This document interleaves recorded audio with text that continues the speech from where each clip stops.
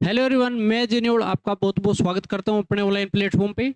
जो बच्चे plus two appearing और साथ के साथ जेई के लिए प्रिपरेशन कर रहे हैं, उन बच्चों के लिए हमारे पास जो सीरीज चल रही है, जो कि डिटरमिनेट्स चैप्टर चल रहा है हमारे पास, उस इस चैप्टर के अंदर हमने 3 लेक्चर हमारे कंप्लीट हो चुके हैं, जो कि आपको बहुत अच्छे तरीके से देखने के तब जाके आगे के जो लेक्चर है वो आपको समझ में आएंगे, क्योंकि हमने बेसिक डिटरमिनेट के बारे में बहुत अच्छे तरीके से किया।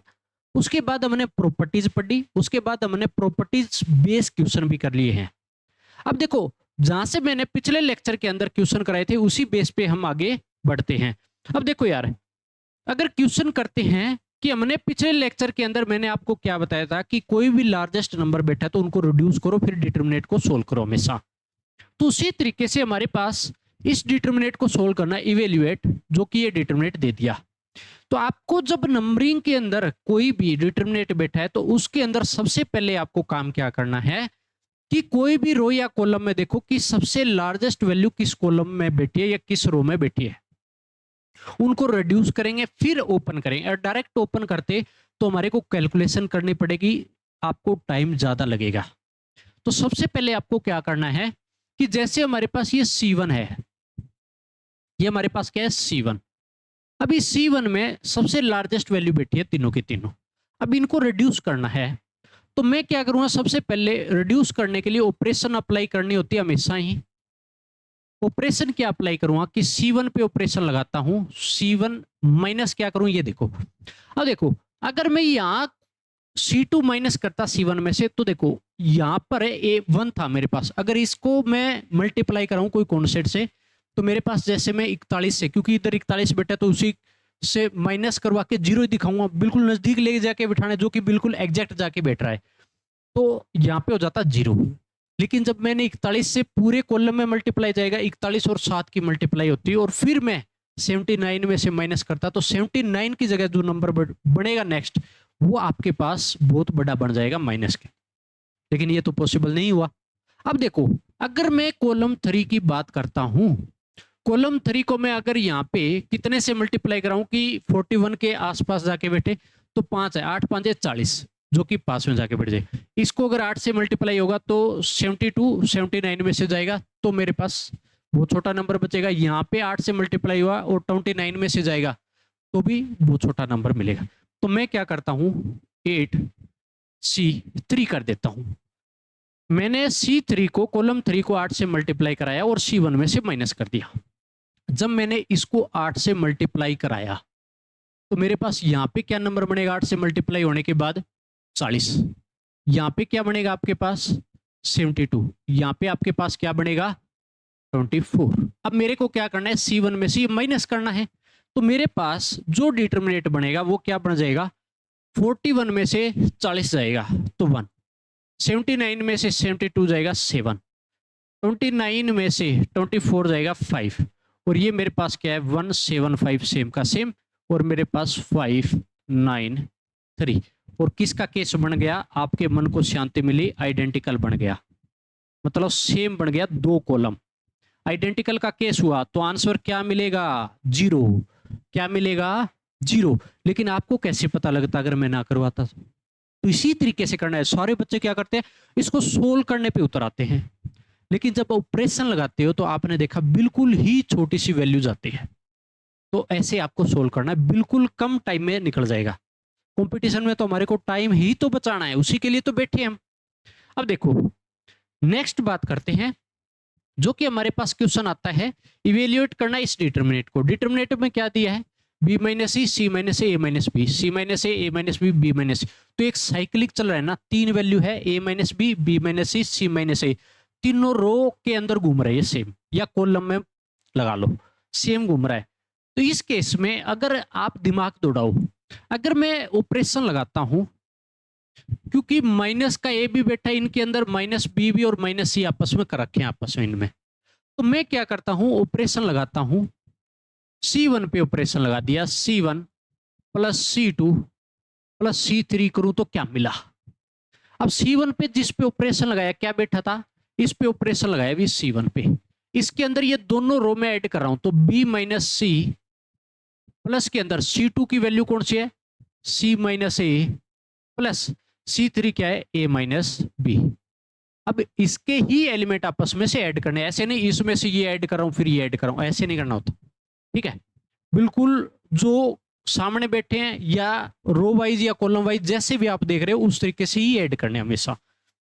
अब मेरे पास जब मैंने इनको ऐड किया तो एक बात बताओ कि प्लस का बी माइनस बी कटा, माइनस सी प्लस सी माइनस ए, और क्या मिला, जीरो। तो ये साइक्लिक है, तो इसका मतलब पूरे डिटर्मिनेट के अंदर क्या बैठेगा, ये भी जीरो हुआ ये भी जीरो, जब ये दोनों इसके अंदर ऐड होंगे तो सेम ही तो है, साइक्लिक है, जीरो जीरो हो गए। सी माइनस ए माइनस बी माइनस सी, ए माइनस बी माइनस सी, और सी माइनस ए, ये सेम का सेम, क्योंकि हमने इस पे कोई भी इनको नहीं लाना बिल्कुल भी, सिर्फ C1 पे ऑपरेशन लगाया था। अब एक चीज देखो कि हमारे पास यहाँ पे C1 पूरा का पूरा जीरो बैठा है, अगर किसी रो या कोई भी पूरा कॉलम जीरो हो जाए तो आंसर हमेशा क्या मिलेगा, जीरो मिलेगा। क्या मिलेगा, हमेशा जीरो मिलेगा। तो ये हमारे पास हो जाएगा, इस तरीके से आपको सोल्व करना है जो कि डिटरमिनेट को, बात आई समझ में। इसी तरीके से हम आगे बढ़ेंगे, क्योंकि देखो आपने देख लिया होगा कि बिल्कुल टाइम कम लग रहा है, जब आपने पूरी की पूरी प्रॉपर्टीज अगर कर रखी है, प्रॉपर्टीज बेस ही सारे क्वेश्चन चल रहे हैं, आइडेंटिकल का केस बन रहा है, जीरो बन रहा है, उसी बेस पे हम आगे बढ़ रहे हैं और हमारे आंसर बिल्कुल एग्जैक्ट निकल रहे हैं। तो इसी तरीके से पूरा सोल्व करना है, इसी तरीके से आपको आगे बढ़ना है। अब देखो भी नेक्स्ट अगर बात करते हैं, हमारे पास ये डिटरमिनेट है तो इसको सोल्व करना है। जब हम सोल्व करेंगे, इवेल्युएट करेंगे तो कैसे आएगा, तो इसके इक्वल की वैल्यू बतानी है क्या रहेगी।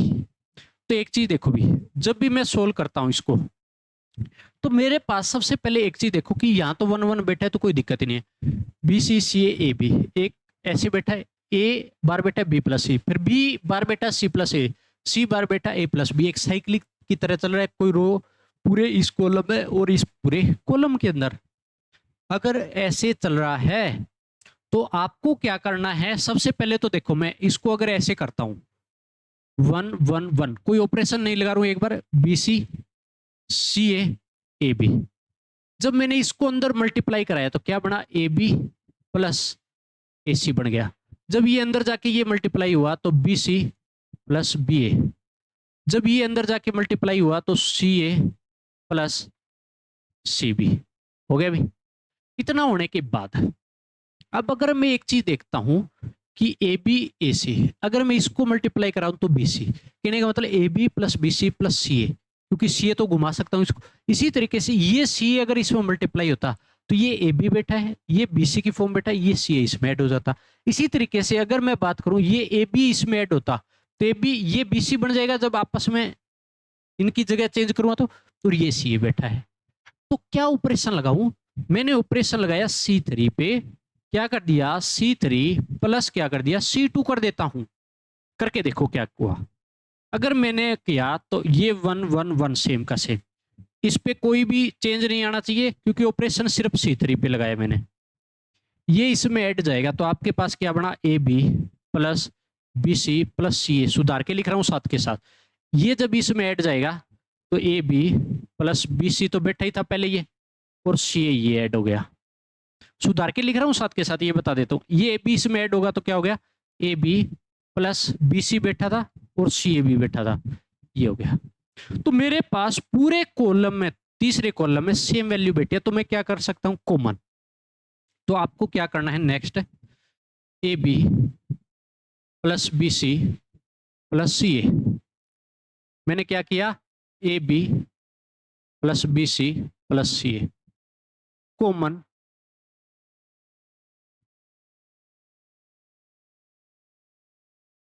फ्रॉम C3 कॉमन ले लिया अभी, तो A B B C plus C A common आ गया, कॉमन आ गया तो मेरे पास क्या बचा, 1 1 1, यहां पे क्या बच गया, बी सी सी ए और ए बी, ठीक है भी, ये हो जाएगा। और यहां पे क्या बच गया, 1 1 1, ये बच गया। क्या मेरे पास आइडेंटिकल का केस बना, आइडेंटिकल बना तो मेरे पास पूरा आंसर ही क्या बन जाएगा, जीरो, क्योंकि जब ये 0 बन गया तो इसके साथ जब 0 मल्टीप्लाई होगी तो आंसर क्या रहेगा 0। तो डेल्टा की वैल्यू क्या आ गई मेरे पास, डिटरमिनेंट की वैल्यू क्या आ गई 0 आ गई। ठीक है, जो कि मेरे पास ये डिटरमिनेंट बैठा था। तो डिटरमिनेंट यहाँ डेल्टा से डी से कुछ भी दिखा सकते हो, कोई दिक्कत नहीं है, डिटरमिनेंट डिटरमिनेंट है। ठीक है, तो इस तरीके से आपको सोल्व करना है। तो आपको बात समझ में आई कि किस तरीके से ऑपरेशन हमारे पास इंपॉर्टेंट और आइडेंटिकल वाली, मैंने वहां पे पूरा आपको बार बार रिपीट किया था कि मोस्ट इंपॉर्टेंट प्रॉपर्टी है जो कि आइडेंटिकल वाली, जो कि यहाँ पे यूज भी हुआ है। पता कि इसी तरीके से यूज करना है हमारे पास जो भी प्रॉपर्टीज है, क्वेश्चनों को आसान बनाती है। कोई फॉर्मूले नहीं है प्रॉपर्टी में, सिर्फ आपको एक एक लाइनें देखनी है कि किस तरीके से लाइन हमारे को बोल रहा है, किस तरीके से हमारे को यूज करना है, और कोई नई चीज नहीं दिखा रहा है वहां पे। अब देखो भी नेक्स्ट क्वेश्चन पे चलते हैं। इसकी वैल्यू बतानी है अभी आपको धूम धड़ाके से। तो इसकी वैल्यू बताने हैं, तो आपके दिमाग में आइडिया तो बैठ रहा होगा क्या कर सकते हैं। X Y, Y plus Z, Z plus X बैठा है। अगर इसके अंदर मैं जेड को ऐड कर देता, X plus Y plus Z हो जाता। इसमें अंदर एक्स मल्टीप्लाई होता, X plus Y plus Z. इसमें वाई ऐड होता, X plus Y plus Z हो जाता। तो कहने का मतलब मैं क्या ऑपरेशन लगाऊं, R1 में ऑपरेशन लगाता हूं, R1 प्लस में मैंने कर दिया R2।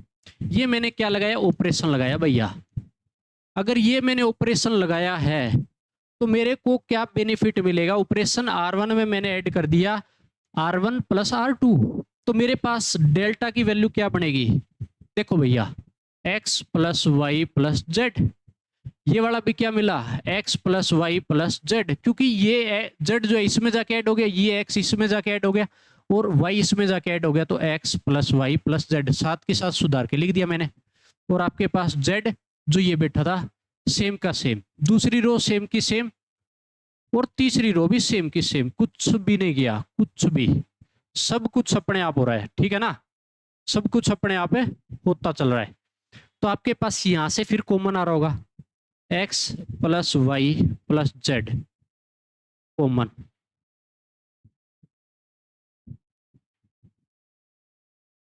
From R1। R1 से कॉमन ले लो भी, कॉमन लिया आपने तो क्या दिखाई दिया आपको, कॉमन लिया तो मैंने x plus Y plus Z common ले रहा हूं ना, ये कॉमन आ गया। अंदर क्या बचा, ये देखो ऊपर 1 1 1 1 1 बच गया, जेड एक्स वाई, यहाँ पे 1 1 और 1। मेरे पास आइडेंटिकल का केस बना भी, क्या बना आइडेंटिकल का, दो रो सेम आई। आंसर क्या मिलेगा इस केस में, 0। क्या मिला, 0 भैया, दोबारा से 0 मिला आपको, अंडा दिखाई दिया, क्योंकि यहाँ पे तो x plus Y plus Z था और इसके साथ ये 0 बन गया, तो डायरेक्ट क्या मिलेगा 0। पजल नहीं होना, कई बार बच्चे सोच रहे हैं ये बार बैठा ये कहाँ गया, तो ये यार देखो मल्टीप्लाई होता है, x plus Y plus Z तो बैठा ही है, ये आपको 0 दे रहा है, तो 0 की जब मल्टीप्लाई होगी तो क्या मिलेगा, पूरा 0 तो मिलेगा। बताइए समझ में, यही तो कॉन्सेप्ट हम यूज कर रहे हैं, इसी कॉन्सेप्ट का आपको इसके अंदर अप्लाई करना होता है। ठीक है ना, तो इस तरीके से हमारे क्वेश्चन जो है 1 बाय 1 होते जा रहे हैं और बड़े आसान तरीके से कर रहे हैं हम। इसी बेस पे हम आगे बढ़ते हैं, जो कि क्वेश्चन जो है बहुत ही अच्छा क्वेश्चन अब की बार आया है सामने। इतनी देर से तो बच्चों का खेल था, क्योंकि बार बार 0 बन रहा था और बड़ी आसानी से बन रहा था। अब इसमें क्या करेंगे, अब आपको क्या करना है, एक चीज देखो, साइन एल्फा कोस alpha, sine alpha plus delta, sign beta cos beta, sign beta plus delta, sign gamma cos gamma, sign gamma plus delta.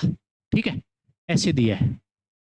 ये हमारे पास साइन में, ये कोस में, ये sine alpha beta gamma plus में डेल्टा बेटा है सब में।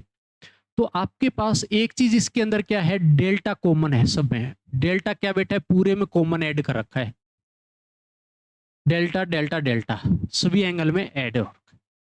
तो एक चीज बताओ कि अगर मैं इसको ओपन करता हूं, पहले वाला उठा लेता हूं मैं, BC3 को मैं देख रहा हूं, C3 का एक पहला एलिमेंट मैंने उठाया साइन एल्फा प्लस डेल्टा। तो आपको अगर यह फॉर्मूला याद है, फॉर्मूला क्या है, साइन A प्लस बी का, तो क्या होता है sine A cos B, cos B की जगह क्या बैठा है डेल्टा। ठीक है, प्लस के अंदर कोस एल्फा इंटू में साइन डेल्टा। क्योंकि जो मेरे पास देखो यार, अगर आपको याद है कि आपने ये फॉर्मूला तो पढ़ा ही होगा अच्छे से कि साइन, यहां पे करके दिखा देता हूं, साइन ए प्लस बी का फॉर्मूला क्या होता है, साइन ए कोस बी प्लस कोस ए साइन बी। ये स्टैंडर्ड कंपाउंड एंगल होते हैं जो कि आप पढ़ के आते हो ट्रिग्नोमेट्री। तो ये ही अप्लाई हो रहा है इसमें। तो अगर ये अप्लाई होगा तो अब एक चीज देखो यहाँ पे कि ये तो मैंने कर लिया, अब ऑपरेशन लगाते हैं इसको काटने के लिए। तो मैं क्या करता हूं, C3 पे ऑपरेशन लगाता हूं, C3 सेम का सेम माइनस में। अब C1 माइनस करता हूं सबसे पहले, लेकिन C1 में साइन अल्फा बैठा है और इस पूरे में से ये मेरे पास जब C3 ओपन हुआ पहला एलिमेंट तो ये हुआ, तो इसमें से माइनस कर रहा हूं। तो मेरे को जरूरत क्या है, साइन अल्फा तो इसके अंदर बैठा है, तो इसको पूरे से किससे मल्टीप्लाई कराऊं तो ये वाला एलिमेंट कट जाए, तो कोस डेल्टा चाहिए। तो मैं क्या करूंगा, कोस डेल्टा का मल्टीप्लाई C1 में करा रहा हूं माइनस कोस अल्फा यहाँ पे बैठा है, साइन डेल्टा चाहिए यहाँ पे, तो साइन डेल्टा की मल्टीप्लाई करा रहा हूं मैं किस में, C2 में। तो क्या कटेगा देख लो काट के भैया, क्यों दुखी हो रखे हो। मैंने क्या किया कि साइन C3 क्या है मेरे पास, sine alpha cos delta plus cos alpha sine delta minus में कोस डेल्टा तो बैठा ही बैठा है। अच्छा C1 का इसका एलिमेंट क्या है, साइन अल्फा माइनस इसमें साइन डेल्टा मैंने लिया है, साइन डेल्टा मैंने लिया है, और C2 का एलिमेंट कौन सा है, पहली रो का कोस अल्फा। हो गया। अब देखो काट के देखो, sine alpha cos delta plus का है, sine alpha cos delta minus का, cos alpha sine delta, cos alpha sine delta, और क्या मिला 0, कट गया तो पूरा क्या मिला 0। सिमिलरली हमारे पास क्या बनेगा, सिमिलरली दूसरा अगर साइन बीटा प्लस डेल्टा पे अप्लाई होगा एंड साइन गामा प्लस है डेल्टा पे अप्लाई होगा, गामा प्लस है डेल्टा पे अप्लाई होगा, सेम का सेम इन दोनों पे भी अप्लाई होगा। जैसे पहले एलिमेंट पे अप्लाई हुआ है साइन अल्फा प्लस डेल्टा पे अप्लाई हुआ है, सेम का सेम इसमें, क्योंकि इसमें क्या है साइन बीटा कोस बीटा में sign gamma cos gamma, alpha की जगह सिर्फ क्या है बीटा गामा बैठा है और कुछ भी नहीं रखा। तो सेम का सेम कहने का मतलब ये वाले भी क्या बनेंगे फिर 0। तो मेरे पास डिटरमिनेट क्या बचा, पहला सेम का सेम इस रो में, इस कॉलम में सॉरी कुछ नहीं करेंगे, साइन बीटा सेम का सेम इसमें कुछ नहीं करेंगे, और साइन गामा सेम का सेम इसमें भी हमने कुछ अप्लाई नहीं किया। सिमिलरली पूरे में cos alpha cos beta cos gamma same का सेम, ये 0 बना, ये भी 0 बनेगा, ये भी 0, ऑपरेशन सेम का सेम, ये जो मैंने यहाँ पे लगाया है ये सेम का सेम ऑपरेशन अप्लाई होगा और कुछ भी अप्लाई नहीं करना। तो पूरा का पूरा 0। अगर मेरे पास पूरा कॉलम 0 है तो डिटरमिनेट की वैल्यू हमेशा क्या मिलती है 0, क्या मिलती है 0। तो इस तरीके से आपको अप्लाई करना है। अब बच्चा देखेगा यार 0 ही आंसर हुआ, सेम उसी तरीके से, लेकिन क्वेश्चन को देखो भैया, आपको तो पता ही नहीं लग रहा होगा कि कहां से मैं इसको शुरू करूं, कहां से मैं काटा पीटी करूंगा।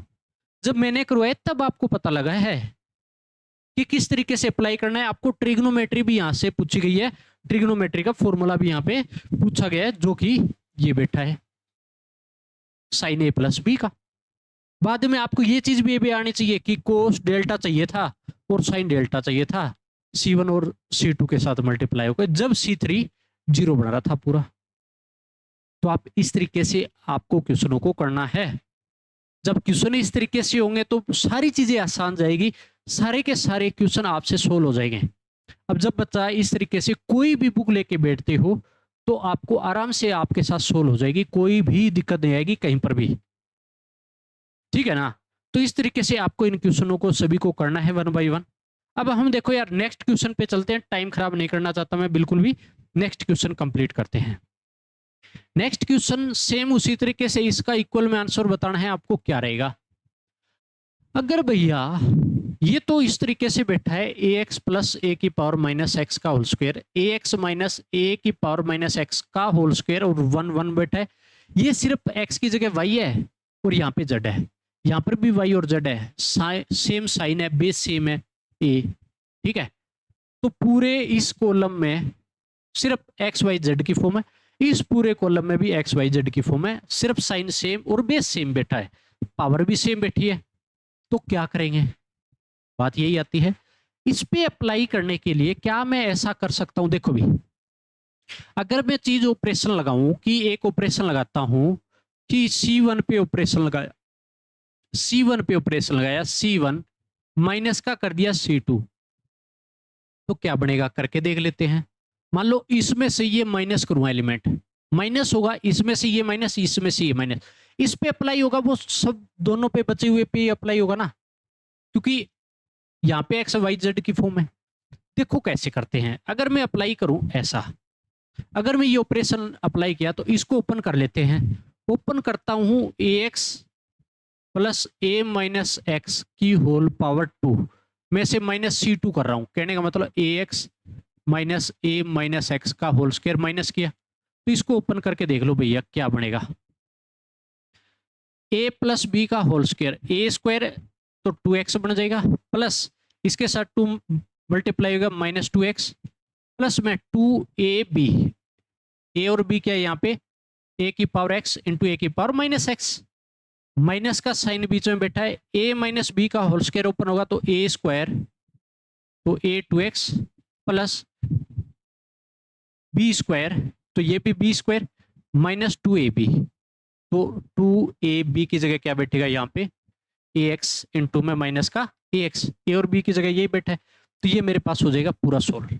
पूरा सोल्व हो गया तो एक चीज देखो, जैसे ही मैं सोल्व करता हूं तो यहाँ पे अगर बेस सेम है, बेस सेम है और आपको दिया है ए एक्स इंटू में ए की पावर माइनस एक्स, ये वाला, और यहाँ पर भी ये सेम ही बात है ना, ठीक है ना। अगर ये हुआ तो बेस सेम है, पावर ऐड हो जाएगी, तो ए की पावर एक्स माइनस एक्स कटेगा, ए की पावर 0 और क्या बन जाएगा 1, तो सिर्फ यहाँ -2 बचेगा और यहाँ प्लस का 2 बचेगा, क्योंकि ये वाली चीज है और ये वाली चीज तो सेम है, बेस सेम है, पावर ऐड हो जाएगी। अगर ऐसा हुआ तो मेरे पास यहाँ पे देखो ये जो बचा है ना, मेरे पास ए की पावर 2x, चलो एक चीज और देखो, जैसे ही माइनस अंदर जाएगा, तो माइनस अंदर जाएगा तो एक बात बताओ, क्या इससे ये कटेगा, काट देते हैं यहीं पे, ये कटेगा क्योंकि ये माइनस अंदर जाएगा, यहाँ पर भी क्योंकि ये माइनस हुआ, ये भी यहाँ साइन माइनस, यहाँ पे साइन प्लस का हो जाएगा, तो मेरे पास ये तो 1 ही बन गया, तो यहाँ पे सिर्फ 2 बचा, तो कैलकुलेशन कम करते हैं अभी हम, फायदा तो ये लेना है हमारे को कैलकुलेशन कम का, तो यहाँ पे आपके पास बच गया सिर्फ और सिर्फ 2 प्लस, क्योंकि यहाँ जब माइनस जाएगा माइनस माइनस प्लस हो गया और सिर्फ क्या बचा 2, तो आपके पास क्या आ गया 4। तो कहने का मतलब जब इसमें से ये माइनस करता हूं C1 में से C2, तो आपके पास बचता है 4। तो इसी तरीके से ये तो y के अंदर है, दोनों माइनस होंगे तो यहाँ पर भी 4, और इस z है तो इसमें से ये माइनस करूंगा तो भी क्या बचेगा 4। तो मेरे पास देखो फाइनली क्या बचा, जो डेल्टा की वैल्यू है ऑपरेशन लगाने के बाद, ये मेरे पास 4 हो गया, ये मेरे पास 4 हो गया, ये मेरे पास 4, ये वाला सेम का सेम उतरेगा, इस पे तो कोई ऑपरेशन था ही नहीं, ये y में था सेम का सेम, ये मेरे पास z में था जो कि सेम का सेम, ऑपरेशन सब सिर्फ और सिर्फ हमने किस पे लगाया था, हमने C1 पे लगाया था, जो कि आपके पास ये ऑपरेशन बैठा है। कहीं ये देखो कि ऑपरेशन कहाँ पे, ये ऑपरेशन था हमारे पास, C1 में से C2 माइनस किया था। अब देखो यहां से कुछ कॉमन आ रहा होगा, 4 कॉमन आया, 4 कॉमन आया तो 1 1 1 बढ़ा, ए की पावर एक्स माइनस ए की पावर माइनस एक्स का होल स्क्वायर सेम का सेम, और ए की पावर वाई माइनस ए की पावर माइनस वाई का होल स्क्वायर, ए की पावर जेड माइनस ए की पावर माइनस जेड का होल स्क्वायर, ये 1 1 1। तो एक बात बताओ, आपके पास ये जो है आइडेंटिकल का केस बना, आइडेंटिकल, अगर आइडेंटिकल है तो भैया आंसर क्या हो जाएगा, आइडेंटिकल है तो आंसर क्या हो जाएगा 0, क्या मिलेगा 0 मिलेगा। तो आपको इस तरीके से इस क्वेश्चन को सोल्व करना है बहुत ही अच्छे तरीके से। अगर फिर भी कोई डाउट आ रहा है तो आप कमेंट करिएगा, बताइएगा और पूरा क्वेश्चन इसी तरीके से सोल्व करना है जैसे जैसे मैं करवा रहा हूँ पूरे के पूरे कॉन्सेप्ट। तो उस कॉन्सेप्ट पे आपको कुछ भी आगे पीछे नहीं करना है, चीजों को 1 बाय 1 कीजिए। एक एक चीजें आपको अच्छे से सोल्व करनी है। अगर एक एक चीजें बहुत अच्छे तरीके से सोल्व की है तो आपको बेनिफिट जरूर मिलेगा, चीज करने में आसानी होगी। ऐसा नहीं है कि आसानी नहीं होगी। तो ये हमारे पास नेक्स्ट क्वेश्चन, और आपको ये नेक्स्ट क्वेश्चन जो है होमवर्क के तौर पे देता हूं, आपको करना है, रिड्यूस करना है, ये बता देता हूं। ये आपका क्या रहेगा, होमवर्क रहेगा। आप भी करके देखिएगा। ये नंबरिंग बैठी है, सीधा ऊपर नहीं करना है, ऑपरेशन लगाइएगा, रिड्यूस कीजिएगा, कैसे कैसे रिड्यूस हो रहा है, कौन सा नंबर कैसे कटेगा। हिंट दे देता हूं आपको। हिंट क्या है कि इसमें से ये माइनस कर दो, कहने का मतलब C1 पे ऑपरेशन लगा दो, C1 माइनस का C3 कर दो, फिर C2 पे ऑपरेशन लगा दो भाई, क्योंकि 240 ये छोटा है ना, तो C2 में से C3 माइनस कर दो। तो C1 और C2 दोनों में से मैं क्या कर रहा हूँ, C3 माइनस कर रहा हूँ, और हम इस तरीके से पूरा का पूरा सोल्व कर लेंगे क्वेश्चन को। कहीं पर भी आपको किसी प्रकार का दिक्कत है नहीं आएगा। अगर आपने इस तरीके से कॉन्सेप्ट लगाया है तो आपको बड़ी आसानी से सारी चीजें हो पाएगी, और बहुत ही आपको अच्छा रिजल्ट यहाँ पे देखने को मिलेगा कि कैसे कैसे हम अप्लाई कर रहे हैं और किस तरीके से हम अप्लाई कर रहे हैं चीजें। तो आपके इतने क्वेश्चन हो चुके हैं अभी। चलो हम नेक्स्ट जो करेंगे वो नेक्स्ट लेक्चर पे ही करेंगे। इतना काम आपको कंप्लीट करना है, पूरा का पूरा जितना मैंने करवाया इतने क्वेश्चन आप कंप्लीट कर लीजिए। मैं नेक्स्ट लेक्चर में भी आपके लिए क्वेश्चन लेके आऊंगा, क्योंकि अब इसी तरीके से पूरे क्वेश्चन हम करते चलेंगे और आगे बढ़ते चलेंगे हैं। पढ़ाई कीजिए, पढ़ाई के साथ साथ एंजॉय कीजिए, अच्छे तरीके से आपको रहना है, अपनी सोसाइटी में अच्छा बन के रहना है। अच्छे बनने का मतलब ये नहीं कि कोई दिखावा करके, जैसा आपका नेचर है उसी तरीके से, लेकिन सोशल जरूर बनिए, लोगों के साथ उठ बैठ बढ़ाइए, पढ़िए साथ के साथ। पढ़ाई में जब टाइम दे रहा है, लेकिन जब आप एक्स्ट्रा टाइम फोन में लगा रहे हो या किसी चीज में लगा रहे हो, वो नहीं करना है आपको। पढ़ाई कर ली, लेक्चर देख लिया, आपका काम कंप्लीट हो गया। क्योंकि बच्चे ज्यादातर क्या करते हैं, जब फोन पे मान लो लेक्चर देखा तो बाद में क्या करेंगे, बीच में कोई वीडियो देखने लग जाएंगे या दूसरा काम करने लग जाएंगे। ऐसा नहीं करना है। मान लो आपने लेक्चर तो एक किया है, उसके बदले आपने 2 घंटे और खराब कर दिए, ऐसा नहीं करना है। इससे अच्छा कहीं पे दोस्त के साथ बैठ के 5 मिनट गप्पे मार लीजिए। 5 मिनट मार लोगे, 10 मिनट मार लोगे, बाद में पढ़ाई तो करनी है, माइंड रिलैक्स हो जाएगा।